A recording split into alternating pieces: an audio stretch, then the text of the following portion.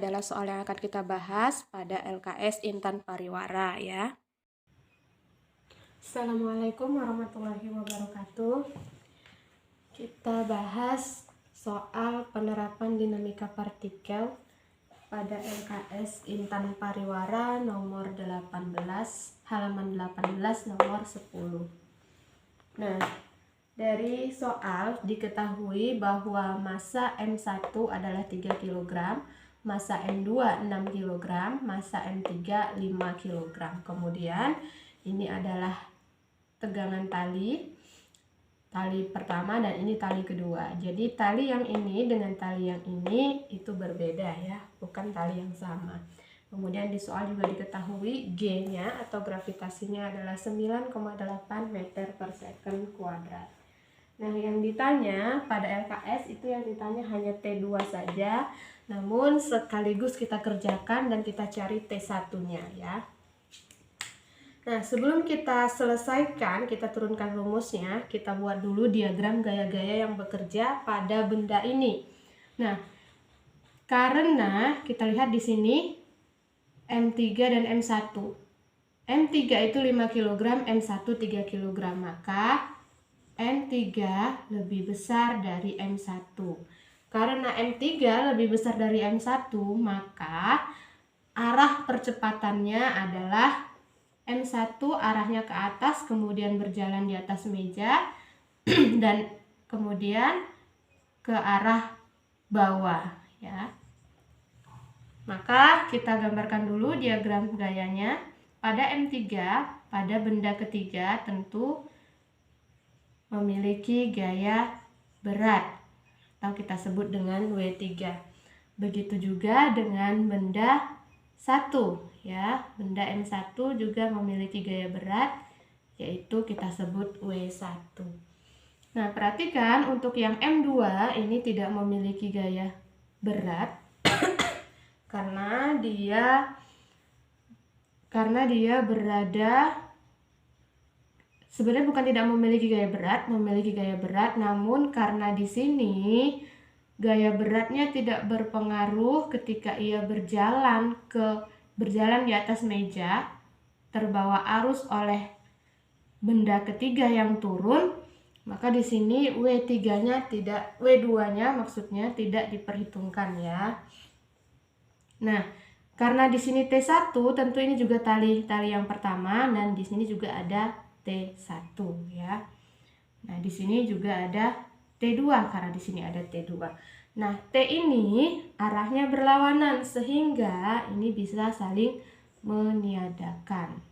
Nah, lanjut kita bisa masuk ke persamaan hukum kedua Newton, yaitu sigma F sama dengan M dikali A. Nah, karena di sini kita pandang sistemnya, maka M-nya harus M total, di mana M1 ditambah M2 ditambah M3 ya.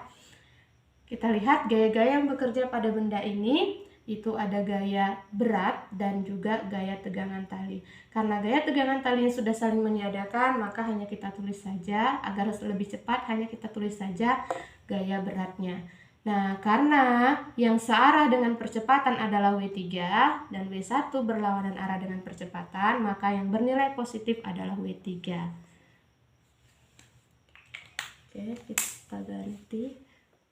Maka di sini W3 positif dikurang W1 sama dengan M totalnya, seluruh massa benda yang ada kita jumlahkan, yaitu M1 ditambah M2 ditambah M3 dikali A. Nah, W3 itu adalah M3 dikali G, dan W1 adalah M1 dikali G, sama dengan, tulis kembali, M1 tambah M2 tambah M3 dikali A. Maka A, untuk mencari A dapat digunakan rumus M3 kali G kurang M1 kali G dibagi M1 tambah M2 tambah M3.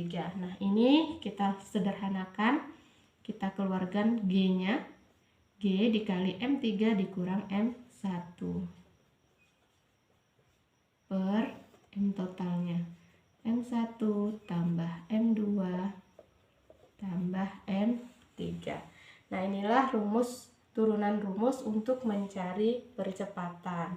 Nah, kenapa kita cari percepatannya? Padahal yang ditanya adalah T2 dan T1. Karena nanti untuk mencari T2 dan T1 kita butuh nilai A atau nilai percepatan. Oke, kita lanjutkan dulu untuk mencari A-nya. A sama dengan G-nya kita substitusi 9,8 dikali M3-nya adalah 5 kg dikurang M1 3 kg per M1-nya 3 kg ditambah M2 6 kg ditambah M3 5 kg. Maka hasilnya adalah 9,8 dikali 2 per 3 tambah 6, 9 tambah 5, 14 sama dengan 9,8 dikali 2, 19,6 per 14 sama dengan 1,4 meter per second kuadrat. Nah, jadi hasil untuk A kita dapatkan A adalah 1,4 meter per second kuadrat. Nah, selanjutnya kita akan mencari nilai T2 dan T1. Terlebih dahulu kita cari nilai T2. Nah, untuk mencari nilai T2 kita tinjau dulu benda ketiga. Ini kita putus ya. Maka kita dapatkan, oke, kita tulis dulu benda 3. Sigma F menggunakan hukum kedua Newton juga ya. M dikali A. Karena bendanya benda ketiga, maka M-nya di sini adalah M3. Nah, kita lihat sigma F atau gaya-gaya yang bekerja atau jumlah gaya yang bekerja pada benda ketiga ini, yaitu ada gaya berat atau W3 dan juga gaya tegangan tali atau T2. Kita lihat yang searah dengan percepatan adalah W3, maka W3 positif dan T-nya negatif. Kita tulis di sini W3 dikurang T2 sama dengan M3 dikali A. Nah, W3 itu adalah M3 dikali G dikurang T2 sama dengan M3 dikali A. Maka T2-nya di sini negatif, supaya mudah kita pindahkan ke kanan jadi positif, dan yang di sebelah kanan kita pindahkan ke sebelah kiri. M3 dikali G dikurang M3 dikali A sama dengan T2. Maka T2 sama dengan, sama-sama punya M3, maka M3-nya kita keluarkan, M3 dikali G dikurang A. Nah, kalau sudah seperti ini tinggal kita substitusi saja. T2-nya sama dengan M3, M3-nya adalah 5, kemudian G-nya 9,8 dan A-nya 1,4. Maka nilai dari T2 adalah 5 dikali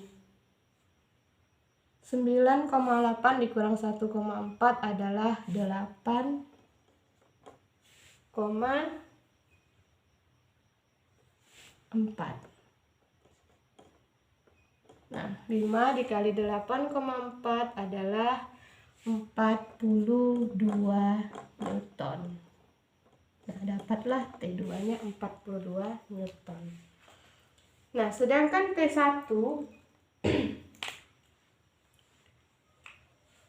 benda 1. Nah, benda 1 kita perhatikan di sini benda 1. Kita potong dulu, hanya kita tinjau benda 1 saja. Nah, benda 1 ini gaya yang bekerja atau resultan gayanya atau sigma F-nya adalah W1 dan T. Yang searah dengan percepatannya ke atas, adalah T, sedangkan W berlawanan arah, sehingga T bernilai positif dan W bernilai negatif. Maka di sini T1 dikurang W1 sama dengan masanya, karena kita tinjau benda satu maka masanya adalah massa 1 dikali A. Maka T1 sama dengan W1 ditambah M1 dikali A. Nah, karena W itu adalah M kali G, maka sama seperti ini, M-nya bisa kita keluarkan, M1 dikali G ditambah A. Oke, kita lanjut. T1 sama dengan M1-nya adalah 3 dikali G-nya 9,8 dan A-nya adalah 1,4. Maka hasilnya 3 dikali 9,8 ditambah 1,4 adalah 11,2.